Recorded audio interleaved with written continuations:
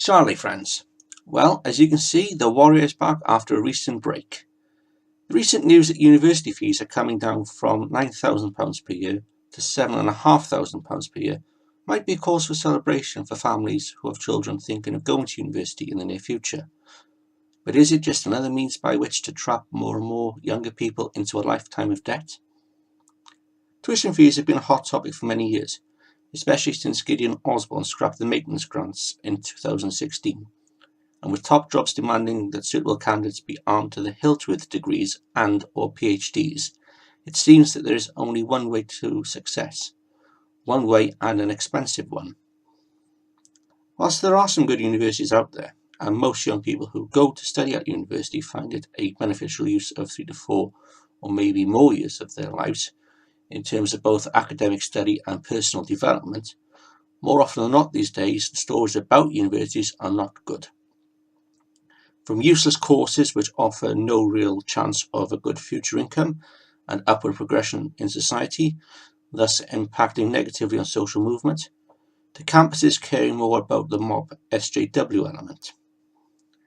Any entity which gets woke goes broke, and from the outside this appears to be a desperate attempt to attract students into the honey trap of lifelong debt, some of which they would not have completely repaid until their 60s. And with more automation of jobs and an increasing population, and therefore greater competition in the workplace, are university students really going to be better off in the near future? The golden days of the promise of a good job and good pay are long gone. And now more than ever it is about fending for oneself, even if that is going against the grain and finding alternatives to university. From learning skills whilst serving for Her Majesty's Armed Forces, to apprenticeships and starting businesses from home, younger people have not had it as tough, but also they've not had as many opportunities.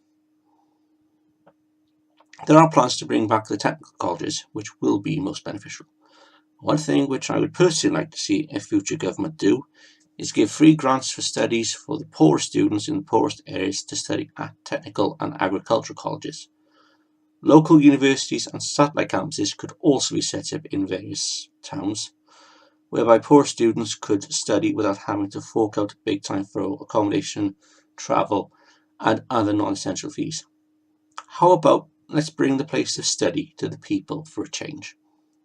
Also, if we can go back to the days of degrees being only for language, mathematics, science, and history classics, that would be fantastic. Art, drama, information technology, construction, etc. can all be done at any college or even as adult evening classes. Let's ditch the David Beckham studies in intersectional basket weaving, and let's move forward into a more sensible and a more enlightened age. Charlie, friends.